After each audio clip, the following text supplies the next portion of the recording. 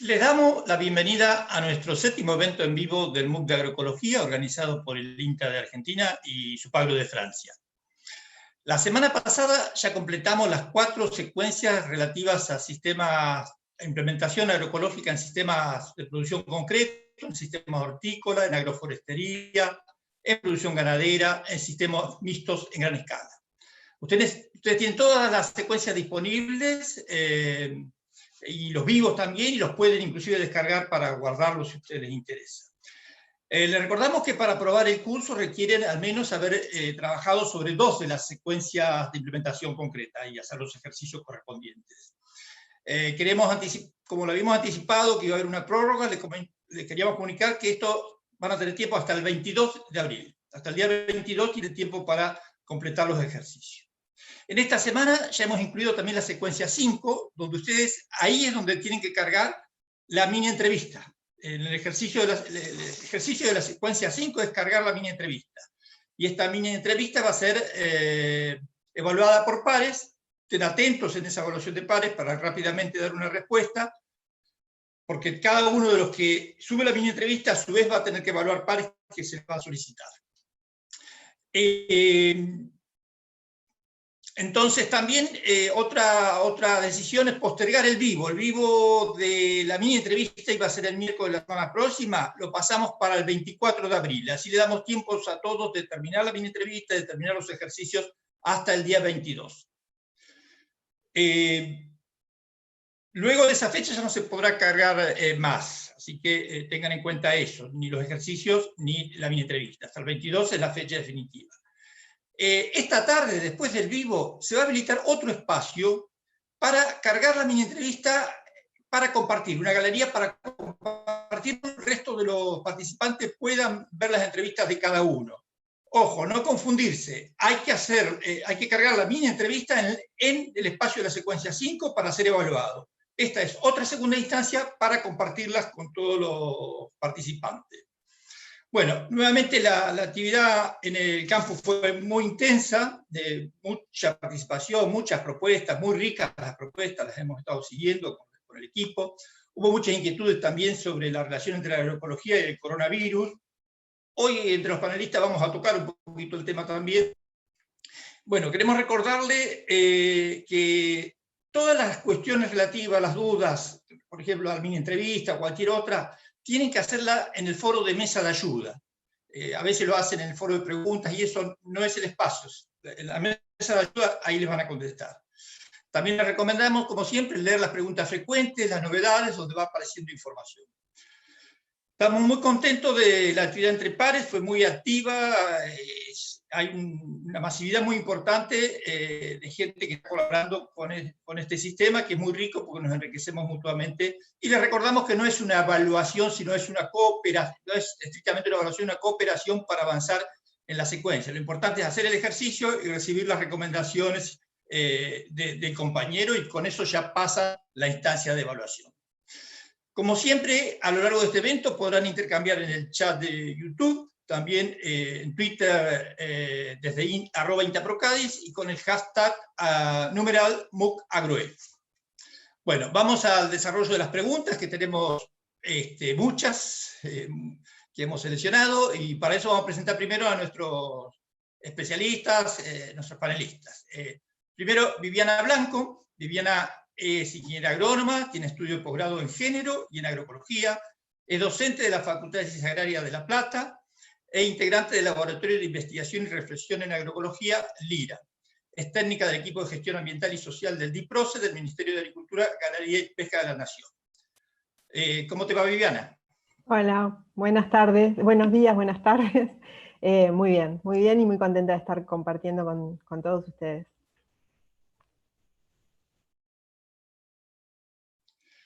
Gracias, Viviana. Vamos a presentar a Pablo Titonel. Es doctor en Ecología de la Producción y Conservación de Recursos de la Universidad de Wageningen. Es investigador principal del Consejo Nacional de Investigaciones Científicas y Técnicas del CONICET de Argentina y catedrático externo de la Cátedra de Paisaje Resiliente de Groningen en el Instituto de Ciencia de la Vida en Holanda.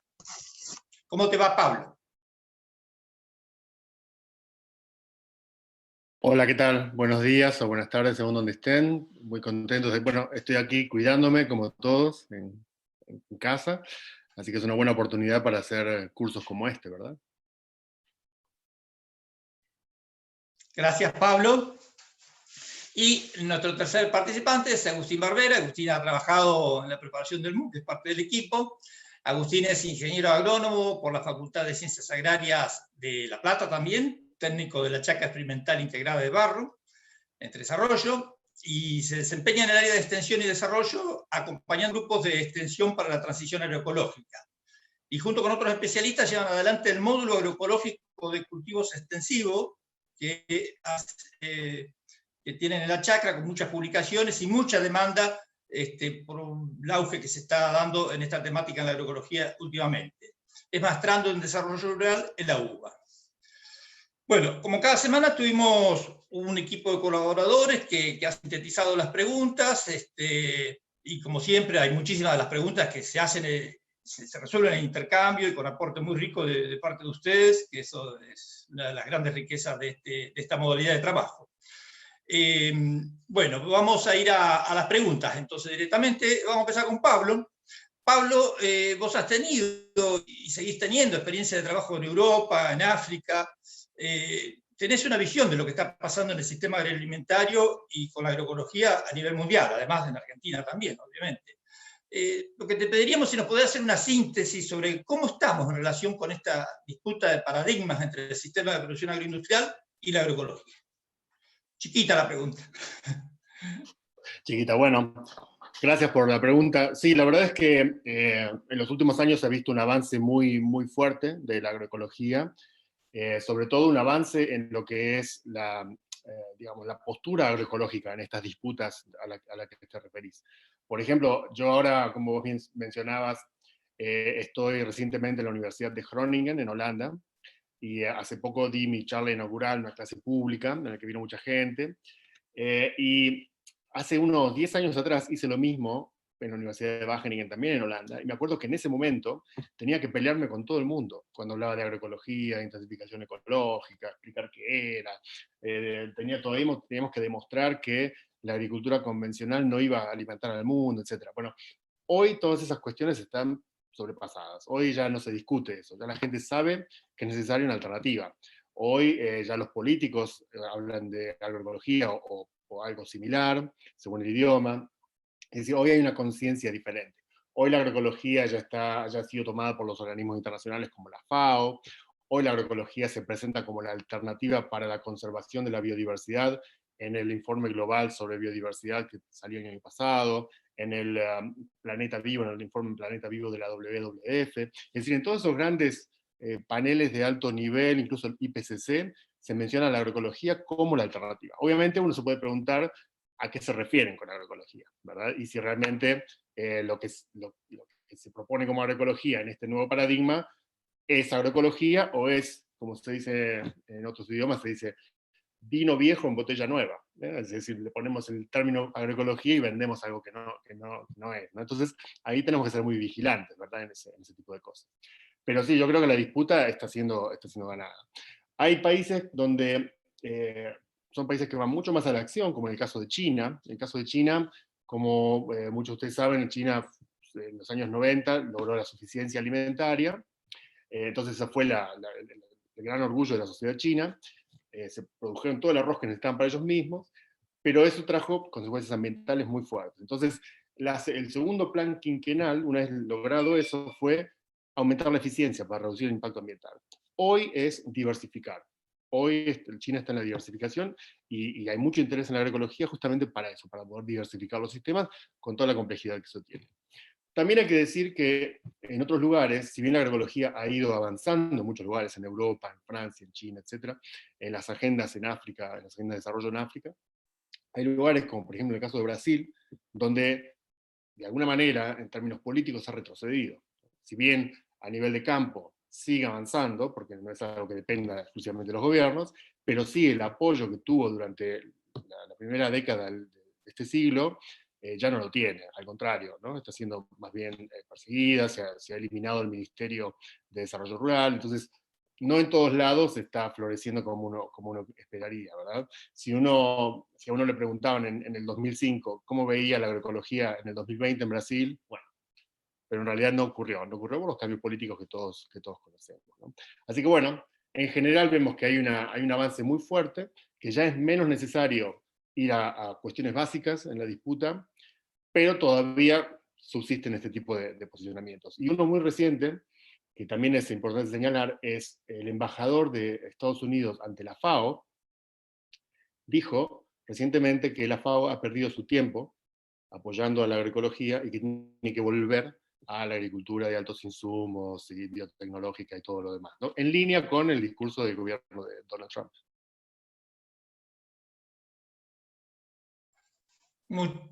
Muchas gracias, Pablo. Bueno, no es menor que vayamos ganando el discurso, sin duda. Agustín, hay preguntas específicas sobre tu experiencia, de cómo surgió el grupo de agroecología que vos asesorás. ¿Cuáles fueron los principales inconvenientes que tuvo en el inicio? También en ese sentido, ¿cuáles pueden ser las estrategias más favorables para superar las dificultades? ¿Cómo se realiza un asesoramiento de un grupo agroecológico? Todas preguntas ligadas a la acción de extensionista o de agente de desarrollo, de animador, más que nada, ¿no es cierto? Como te gusta a vos. Bueno, muy buenos días a todos, a todas.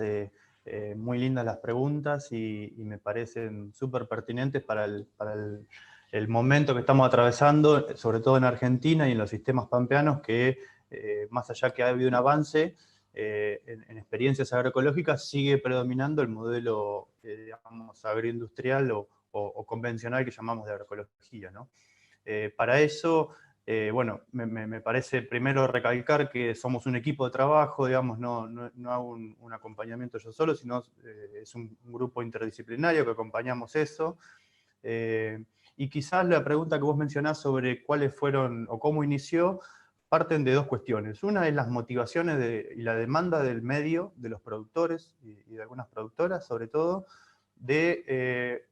la parte económica, que el sistema actual viene aumentando los costos de producción y ya no se vuelve sustentable económicamente para muchos de ellos, y por las demandas ambientales o de degradación de recursos, ¿no? Ellos mismos ven que tienen que poner cada vez más fertilizantes porque los suelos no responden como antes, las problemáticas de malezas y demás, ¿no? Todos conocemos todos esos problemas. Entonces, ante esas diferentes motivaciones, sumado a que ha habido alguna experiencia concreta que puede demostrar que la agroecología funcionaba, ¿no? Ya es muy reconocido el establecimiento de la Aurora, que algunos pueden buscarlo y encontrar la bibliografía, y todo lo que empezamos a realizar en el módulo experimental, ¿no? Con toda la información que íbamos teniendo. Y poder demostrar y ver que el productor vea, tanto para los productores y los agrónomos, que puedan ver que el cultivo es similar a un cultivo basado en insumos, que rinde igual, pero que no se aplican estos insumos, ayuda a que esa transición se pueda lograr. Y algo no menor, para concretar la pregunta, Roberto, que vos preguntás cómo se hace el asesoramiento, yo creo que ahí es la gran ruptura entre la agroecología y el modelo tradicional, ¿no? Nosotros no hacemos un asesoramiento de decirle qué hacer al productor. Es un acompañamiento hacia un proyecto, un proceso que quiere realizar el productor o la productora, ¿no? Estamos muy afianzados que el modelo industrial o el modelo basado en insumos, el agrónomo viene a decir qué le tenés que poner para mejorar ese cultivo, para, digamos, solventar algún problema que uno tenga con plagas, enfermedades, malezas, y el agrónomo dice qué hacer, o qué poner, o cuánto poner.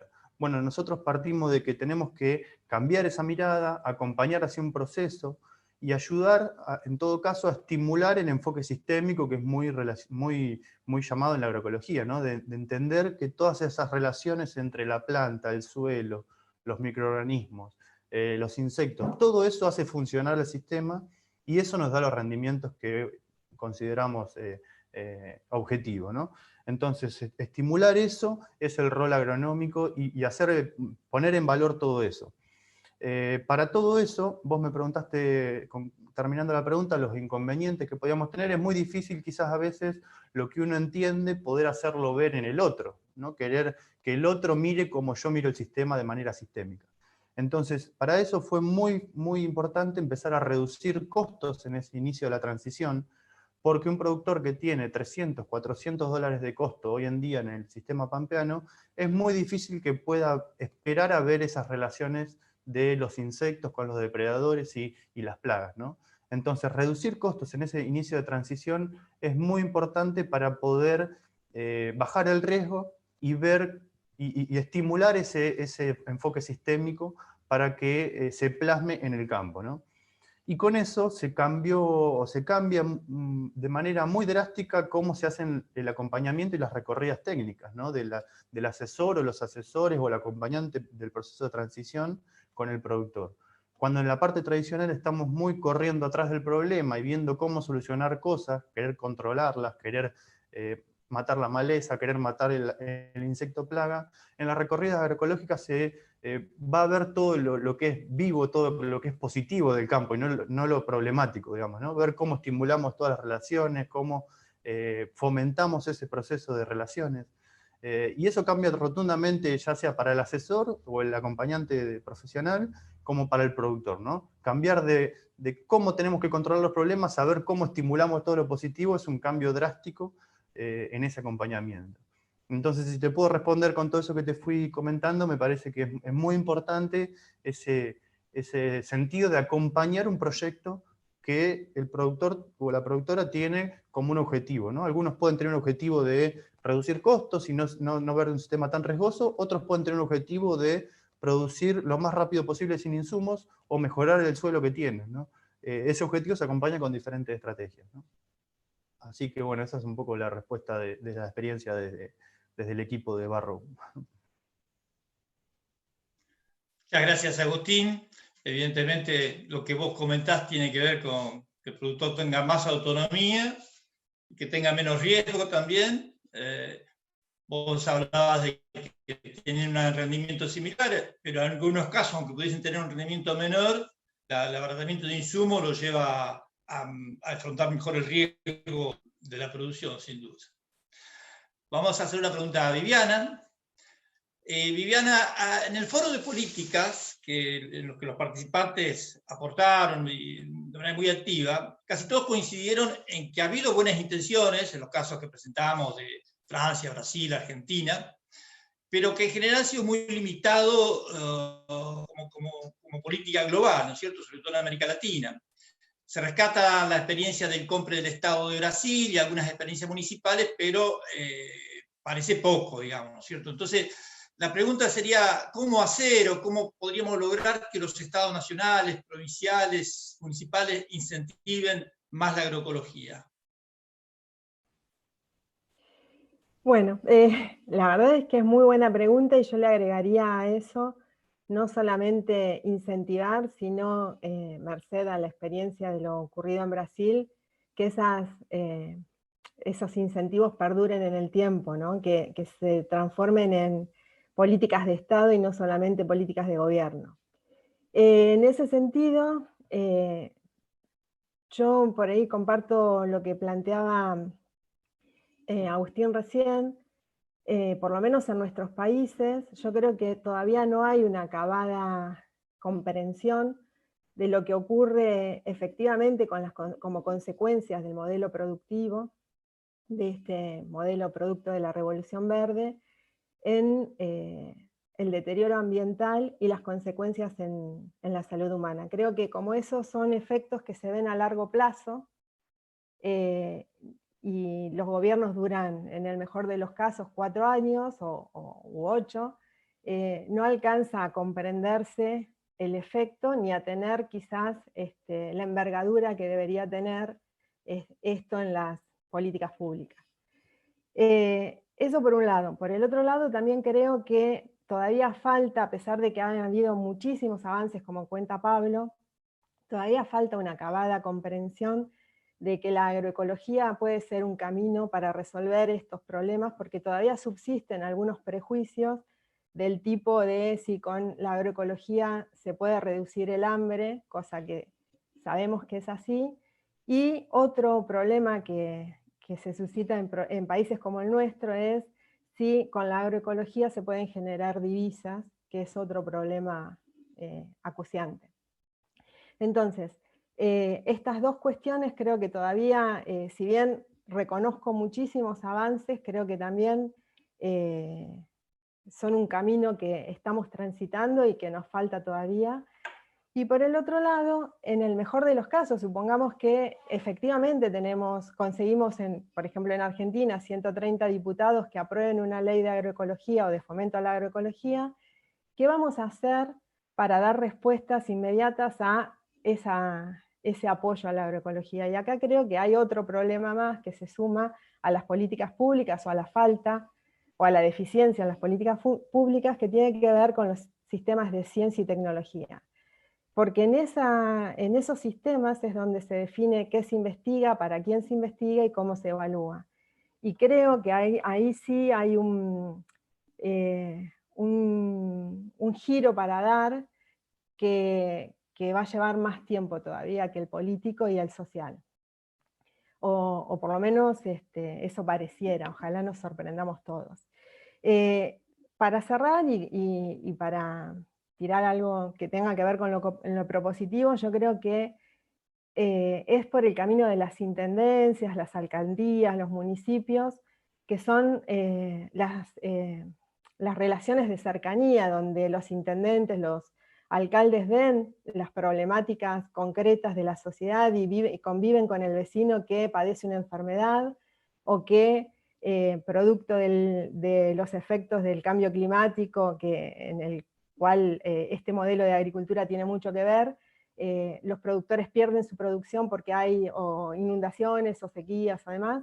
Entonces me parece que trabajar en el acercamiento y el trabajo con los municipios es fundamental, y por el otro, acompañar y fortalecer las luchas de las organizaciones sociales que van a la cabeza de esta lucha, ¿no? de intentar cambiar el modelo desde el consumo y desde la producción. Entonces, creo que ahí se podría dar una gran sinergia, y por supuesto no descuidar las grandes luchas de transformar a nivel provincial o nacional, pero creo que la política de cercanía también nos ofrece un camino interesante.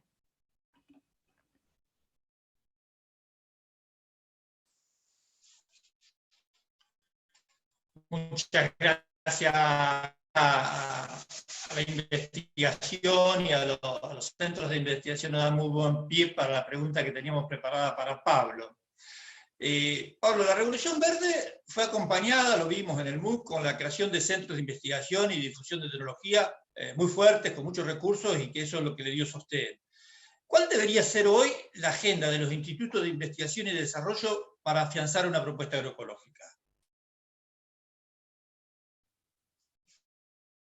Bueno, creo que sí, efectivamente. Una de las características de la Revolución Verde y de otros campos tecnológicos de mitad del siglo XX ha sido la especialización, ¿verdad? Y eso ha llevado a que los institutos que surgieron o que fueron modificados durante la década de los 50, como el caso del INTA o incluso del INRA en Francia, etc., han sido diseñados de manera tal de tener disciplinas, ¿no? Campos disciplinarios, departamentos y unidades especializadas en patología vegetal o suelos, etc., con muy poca comunicación entre ellas, ¿verdad? Y esto es una herencia que hoy subsiste, a pesar de que hoy ya hablamos de agroecología en muchos de estos institutos, universidades, etc., todavía tenemos ese sesgo disciplinario muy, muy fuerte, que hace que no nos estemos comunicando, ¿verdad? Que no hayamos podido avanzar hacia la interdisciplina y en el caso concreto de la agroecología, la transdisciplina, ¿verdad? Porque involucramos diferentes tipos de saberes. Los institutos, incluso las universidades, no están preparadas para absorber esto. Entonces, las mejores experiencias que se ven en el mundo son resultado del voluntarismo, de personas o de equipos, gente que se junta y empiezan a hacer cosas juntos y empiezan a generar plataformas de innovación pero no es norma. El caso que describe Agustín es un caso típico de voluntarismo, ¿verdad? Es el equipo de la Chacra Barro decidió trabajar de manera transdisciplinaria, como él lo explicaba, con los productores, con diferentes fuentes de conocimiento, y para eso hacen uso de diferentes conocimientos, diferentes disciplinas, y tratan de integrarlas todas en una plataforma de innovación. Yo lo que describía Agustín lo defino como una plataforma de innovación. Entonces, eso no responde a una ingeniería institucional, sino que responde a la voluntad de Agustín, por la gente que está en eso, ¿verdad? Se ha ido dando de abajo hacia arriba. Entonces, la idea sería por ahí aprender, y por eso es que estamos analizando este caso, ¿no? Aprender de esas plataformas de innovación para ver cómo eso puede informar nuevas estructuras institucionales, ¿sí? Necesitamos una revolución institucional para acompañar esta disciplina.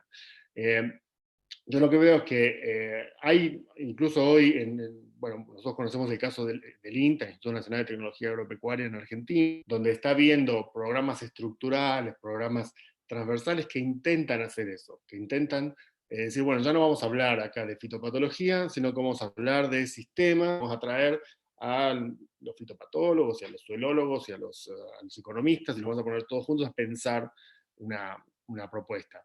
Los enfoques territoriales también vienen con esa impronta y con esa idea, ¿no? Es decir, bueno, veamos un territorio en su integralidad y tratemos de vincular todas las disciplinas y las fuentes de conocimiento para resolver los problemas de ese territorio. En esto, uno diría, bueno, si ya se sabe por qué no se hizo, porque hay una tensión, ¿no? Porque no es tan fácil. O sea, si nosotros, hay un equilibrio necesario, ¿no? Si nosotros nos vamos a abocar directamente a resolver los problemas del territorio, nos ponemos muy, muy específicos sobre un área, y probablemente lo que generemos no sea útil para gente que está en otro territorio, ¿no? Y un organismo nacional, de cobertura nacional, intenta tener un mensaje para la mayor cantidad de gente posible, no para un solo territorio. Por eso es que hay una tensión. Hay dentro de estas organizaciones gente que dice, bueno, está buena esa particularidad, pero sería bueno también hacerlo, llevarlo a políticas nacionales, ¿verdad? Entonces, yo creo que ahí está el gran desafío. ¿Dónde encontramos el equilibrio exacto en esa tensión? Yo pensaba cuando escuchaba a Viviana, que me parece que me hizo pensar en una analogía, ¿verdad?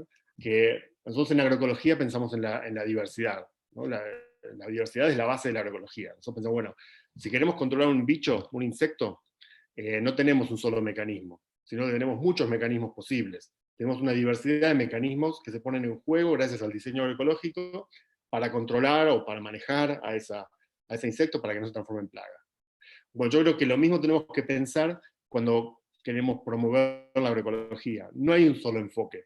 No se trata de políticas públicas o programas educativos. Es un poquito de todo. Hay iniciativa privada, hay iniciativa de organizaciones sociales, hay mercados, hay consumidores, hay asociaciones de productores, hay políticas públicas, nacionales, municipales. Creo que de esa diversidad también dependemos, ¿no? Porque en algunos casos algunas van a funcionar mejor que otras. Esa diversidad lo va a hacer resiliente al proceso de transición agroecológica. Porque si dependemos puramente de políticas públicas, si un día cambia el gobierno y se termina la política pública, bueno, se terminó la agroecología. Bueno, por suerte está funcionando de esta forma, ¿no? Existe una diversidad de cosas y que es bueno ponerlas en valor y tenerlas presentes.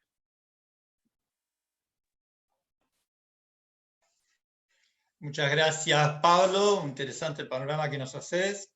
Evidentemente que en el INTA tenemos un potencial muy grande y experiencias puntuales que podrían dar pie a avanzar rápidamente en este sentido. Y el hecho de tener todo el sistema de extensión y de investigación integrado es óptimo para una estrategia activa, y bueno, y algunas cosas se están empezando a hacer por suerte. Este curso es parte de iniciativas que van en ese sentido, como la red de agroecología y otras, pero evidentemente es cierto que no es un proceso ganado de antemano y que hay prácticas y formas de ser que hay que ir cambiando lo más rápidamente posible.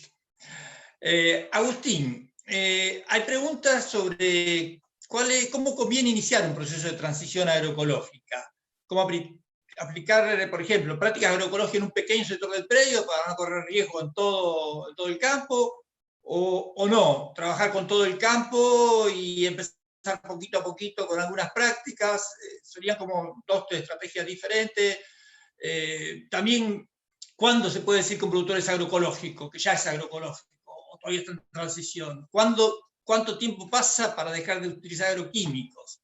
Bueno, ese tipo de cuestiones, si la podemos hacer lo más corto posible, porque tenemos muchas preguntas y hay preguntas que están aportándose del chat también.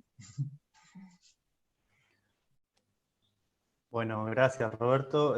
Sigo tratando de vincular lo que van diciendo Pablo y Viviana. Me parece que todo lo que se habló puede responder también a la pregunta que vos hacés, porque Pablo arrancaba hablando de cómo nació la Revolución Verde y terminó hablando de cómo establecer la agroecología a nivel territorial con la diversidad de acciones que uno puede llegar a hacer para todo eso, digamos, como que la respuesta siempre es la biodiversidad, ¿no? Desde dónde se mire.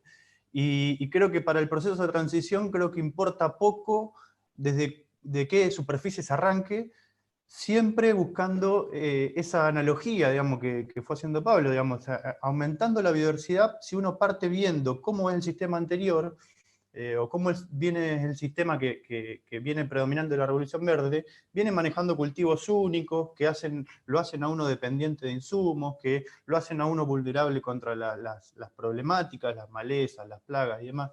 Entonces la respuesta también es la biodiversidad. No importa si el productor arranca de medio lote, un lote o todo el campo, pero que con esa incursión que hace, con esa aplicar de aumentar la biodiversidad en los lotes en la medida que se pueda, de una manera planificada, de una manera concreta, y que empiece a mejorar la fertilidad del suelo, la base del sistema agropecuario, digamos, estamos hablando de las bases siempre, cómo arranca todo de abajo hacia arriba.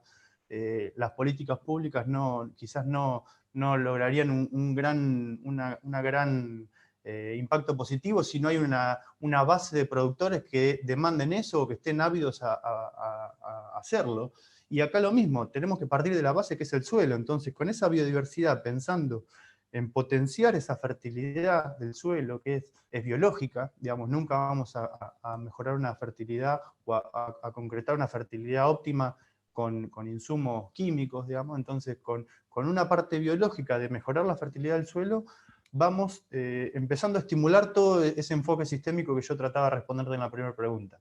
Entonces, ya sea que el productor se decida arrancar de un lote, de medio lote o de todo el campo, de una manera planificada, aumentando la biodiversidad y mostrando esos vínculos que hay entre todos los componentes, creo que es la mejor manera de arrancar y de arrancar de la base, ¿no? Que es el suelo.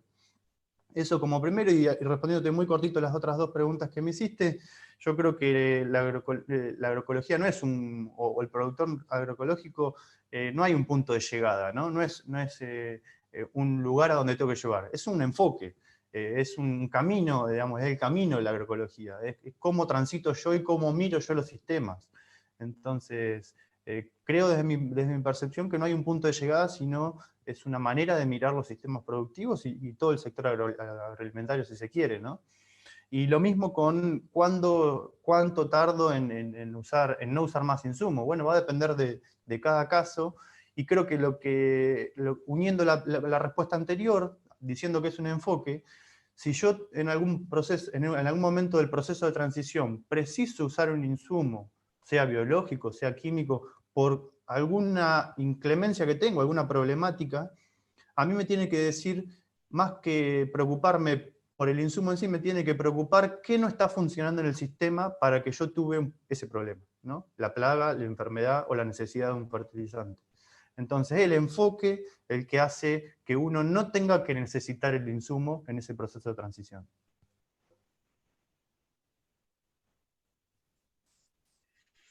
Muy claro, Agustín. Muchas gracias.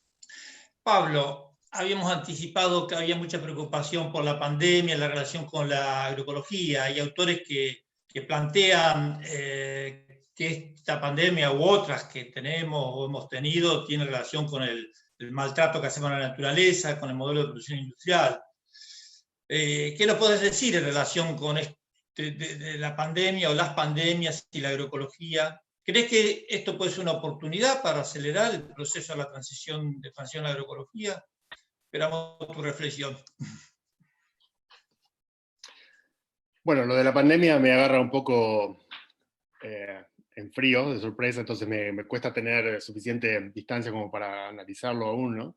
E información. Sé que hay gente que ha manifestado ya esta preocupación, pero sí, con enfermedades o epidemias, incluso pandemias más tradicionales, como por ejemplo la malaria, el paludismo, hay una relación muy clara entre digamos, la sanidad del sistema de producción, su diversidad y la incidencia, ¿no? Con el dengue hay cosas parecidas. El año pasado, hace 2 años, nos juntamos con gente de la CONAE, de la Comisión Nacional de Observación Aeroespacial, para empezar a pensar un proyecto en el que miráramos un poco esta relación entre salud, por ejemplo, el progreso del dengue, y sistemas productivos, ¿verdad? Pero que no son sistemas productivos solamente, sino que son productivos y de habitación, ¿no? De hábitat humano. ¿Sí? Y cuando hablamos de modificar los sistemas de producción, yo agregaría los sistemas de producción y consumo, ¿no? Para poder pensar en otros modelos de hábitat humano más saludables.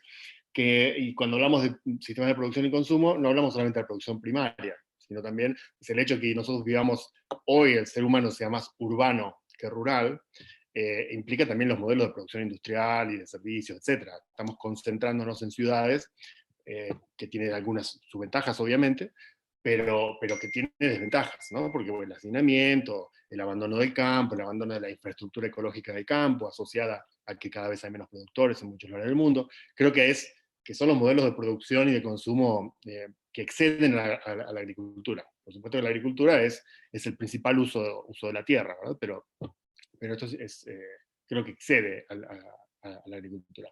Sí sabemos, como decía antes, está probado que hay enfermedades que están muy asociadas con la simplificación de la matriz agrícola, ¿verdad? Porque bueno, al perder diversidad, lo que muchas veces, lo más obvio que pasa es que al perder diversidad, los vectores de muchas de las enfermedades, los mosquitos u otros vectores, se disparan, ¿no? Se disparan, digamos, aumenta mucho su población y bueno, aumenta la incidencia de la enfermedad, por ejemplo.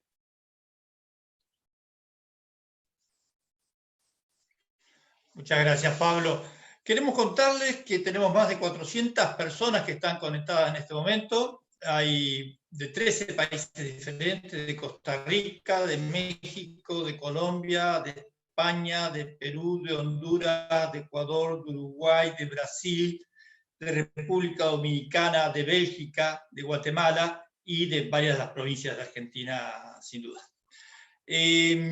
También, bueno, queríamos preguntarle a Viviana, ¿cómo juega la problemática? Vos sos especialista en género, es uno de tus temas, entonces, ¿cómo juega la problemática de género en la agroecología?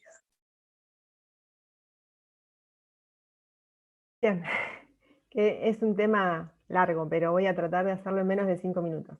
La problemática de género en agroecología no se diferencia mucho de la problemática de género en la ruralidad en general, y se podría resumir muy grosso modo en las diferencias, las brechas que hay entre las posibilidades de acceso de varones y mujeres, esas posibilidades diferenciales, para poder acceder a los recursos productivos y a los beneficios, y además poder decidir sobre ellos. Es decir, los varones en general tienen más posibilidades de acceder y decidir que las mujeres.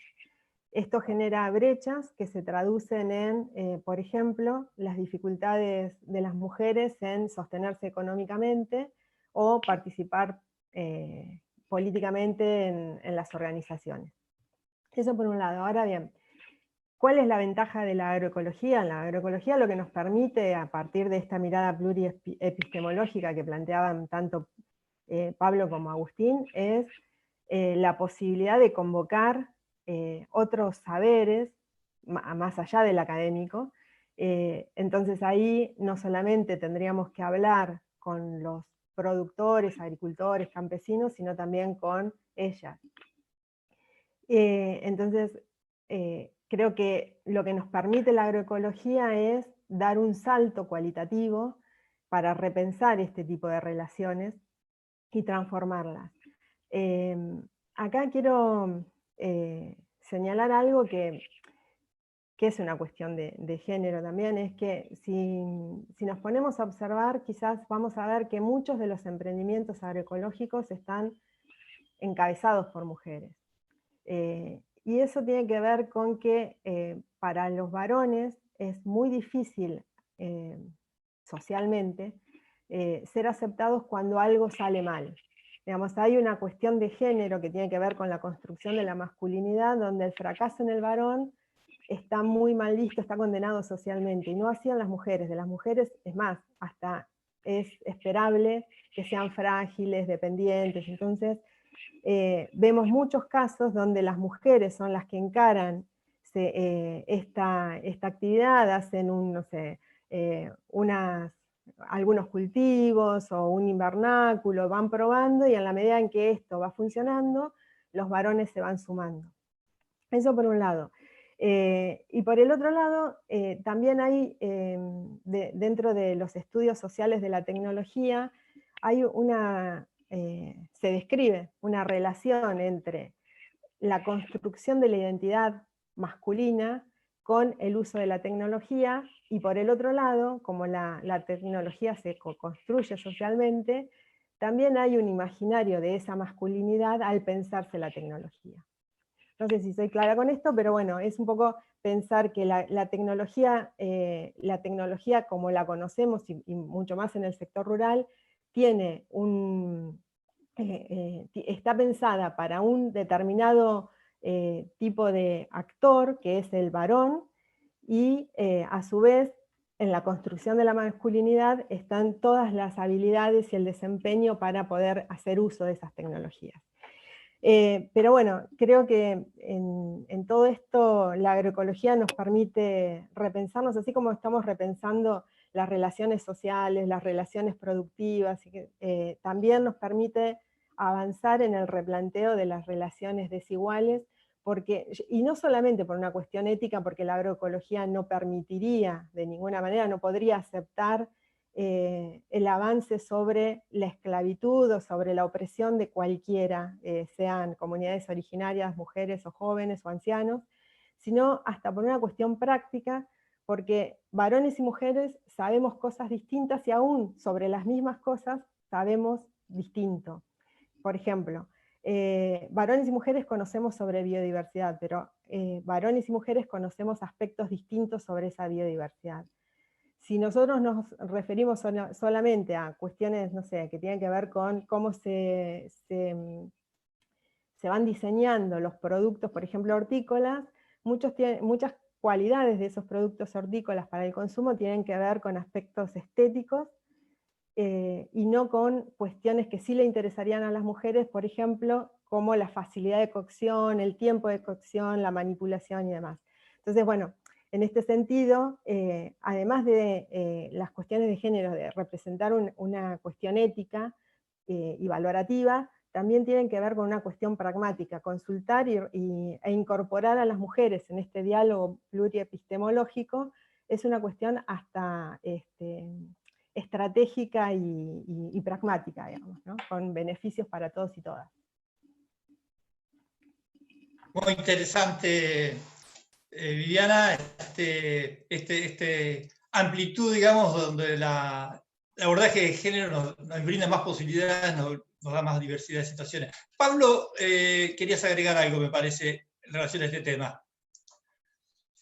Sí, quería agregar, bueno, que estoy completamente de acuerdo con lo que decía Viviana, especialmente esto último. Nosotros hemos visto que cuando hablamos de agrobiodiversidad, ¿no? La agrobiodiversidad, la verdad, se vio en el curso, es la diversidad de genes, los recursos genéticos, etcétera, que hay en un agroecosistema, pero también el conocimiento necesario para gestionar, manejar esa biodiversidad. Bueno, y las mujeres son detentoras de gran parte de ese conocimiento para gestionarla, de la agrobiodiversidad. Entonces, en eso concuerdo. Pero yo quería agregar una cosa que está más relacionada con un proyecto reciente que estamos teniendo aquí en Patagonia, Patagonia Norte, donde estamos trabajando con la resiliencia frente al cambio climático, la importancia que han tenido las organizaciones de mujeres para hacer frente, por ejemplo, cuando hubo una gran caída de cenizas volcánicas, capas enormes que terminaron con el ganado, y las mujeres se juntaron, hicieron cosas, innovaciones que permitieron aumentar la resiliencia de estos sistemas. Y ahora nosotros estamos teniendo talleres sobre cambio climático y agroecología, y pensamos un poquito, bueno, ¿qué es lo que tenemos que hacer? De manera participativa tratamos de diseñar acciones, ¿no? Y ahí sale muy claramente lo que contaba Viviana, porque, por ejemplo, los varones en estas reuniones por ahí proponen enseguida, bueno, animales con mejor genética, o traer suplementos de forrajes, o cosas bien, bien puntuales tecnológicas, y las mujeres son las que están mirando hacia el cuidado, ¿no?, de recursos naturales. ¿Por qué no pensamos en la vertiente? ¿No? ¿Qué pasa con la vertiente de agua? ¿Cómo podemos mejorar? O sea, hay como esas dos miradas bien, bien diferentes, ¿no? Una más asociada con la tecnología y la herramienta, y la otra más asociada con el cuidado de la casa, el cuidado del ambiente, ¿no? Esto sale muy, muy, muy fuertemente en algunos talleres, pero también en algunas tesis de doctorado que estamos teniendo en estas regiones, ¿no? Entonces hay un intercambio muy profundo con los varones y mujeres, y se ven bien, bien claras estas diferencias. Quería agregar eso para ilustrar un poquito lo que decía Viviana, confirmar lo que decía Viviana. Muchas gracias, Pablo. Vamos a volver con Viviana a una pregunta relativa al rol de los consumidores. ¿En qué medida podrían tener un rol más activo en la transición a la agroecología? Y también hay una pregunta del chat que se plantea en relación al problema que estamos pasando con la crisis de abastecimiento general. ¿Sería el momento de hablar de soberanía alimentaria? ¿Es una necesidad nacional o local? ¿Qué pasa con los mercados, los diferentes tipos de mercados? Lo más rápido posible para que alcancemos a poner más preguntas del chat, por favor. Sí, comprendo la pregunta y estoy totalmente de acuerdo con lo que plantean en el chat del vivo. Yo creo que lo que nos da, lo que se ha visto en estos días, y no solamente en estos días, sino cada vez que hay alguna crisis, es cómo los grandes empresarios de la alimentación y del supermercadismo hacen un uso abusivo de la comercialización, retaseando productos en las góndolas o poniéndolas a precios exorbitantes. Así que no tengo ninguna duda de que las cadenas cortas, las cadenas de proximidad, todo aquello que tiene que ver con la relación entre las relaciones de cercanía son las que nos pueden, las que deberíamos promover en un sistema agroalimentario soberano. Eso por un lado. Y por el otro lado, no quiero dejar de mencionar que para mí es un placer estar escuchando que se vuelva a poner la centralidad en el consumidor, porque a partir de la década del 90, con toda la transformación del sistema agroalimentario, con la incorporación del supermercadismo, el consumidor pasó a ser un sujeto pasivo de todo aquello que el supermercadismo ofrecía, bajo el título de nos están demandando, los consumidores nos demandan esto. Y entonces se pasó de cualidades de los productos que tenían que ver con el valor nutricional a aquellas que tienen más que ver con la cuestión de la conservación y el valor estético. Lindos tomates versus tomates sabrosos, por ejemplo. Entonces, pensar que ahora nosotros estamos poniendo el foco otra vez en el consumidor es algo que yo saludo, pero sin embargo tengo que advertir que para poder demandar alimentos sanos, nutritivos y de calidad, tenemos que conocerlos. Y en esto me parece que todavía nos falta un montón, porque no podemos, como consumidores, demandar productos que no sabemos para qué sirven, cómo se hacen, qué cualidades nutricionales aportan, cómo se cocinan. Y entonces acá creo que tendríamos que hacer, en esto de la diversidad que planteaba Pablo, las alianzas estratégicas con no solamente el sector de la producción y del consumo, sino también, por ejemplo, el sector de la salud, los médicos, los nutricionistas y, por supuesto, también las escuelas, los colegios donde estas cosas se pongan en valor, ¿no? Las cualidades nutricionales de los alimentos, el comer sano, comer nutritivo, digamos, se aprenda desde la niñez. Eso para contestar rápido y espero haber sido clara. Muy clara, Viviana. Me quedo con lo último. De la salud también tenemos que pensar la agroecología, está muy bueno. Queremos comentarle que se sumó Dinamarca y Canadá, también entre participantes que están siguiendo el chat.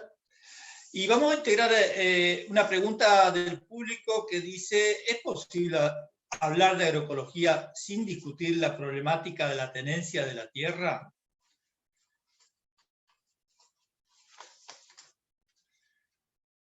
¿Cómo lo vemos esto? Pablo, ¿querés comentar algo? Sí, bueno, yo creo que es fundamental, ¿no? Que si bien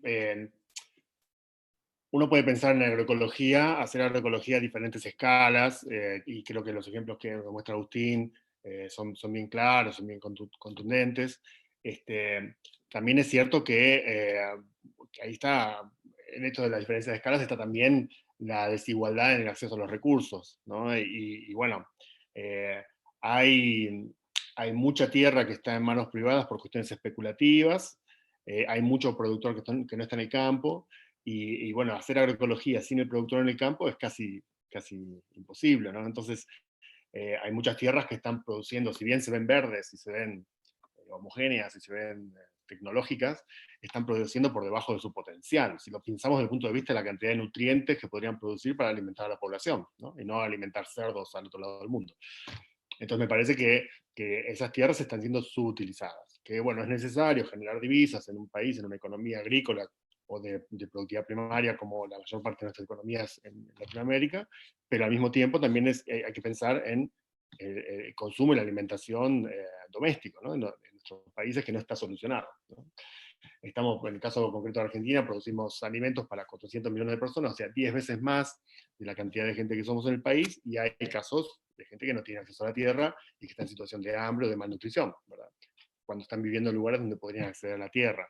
Y ese acceso a la tierra les ha sido negado, y les está siendo negado gradualmente en los últimos años con la expansión de la frontera agrícola, ¿sí? Tierras que anteriormente eran consideradas fiscales, pertenecientes al Estado, que sabemos que no eran fiscales, sino que había gente viviendo ahí, solo que no tenía tal vez los papeles, están siendo de alguna manera introducidas a la producción en el sector privado, ¿verdad? Entonces es un avance sobre la capacidad de la gente, o sea, los pueblos originarios, los habitantes originarios de esa región, para autoabastecerse, para producir, o para generar una economía, un modo de vida. Me parece que sí, que eso es fundamental.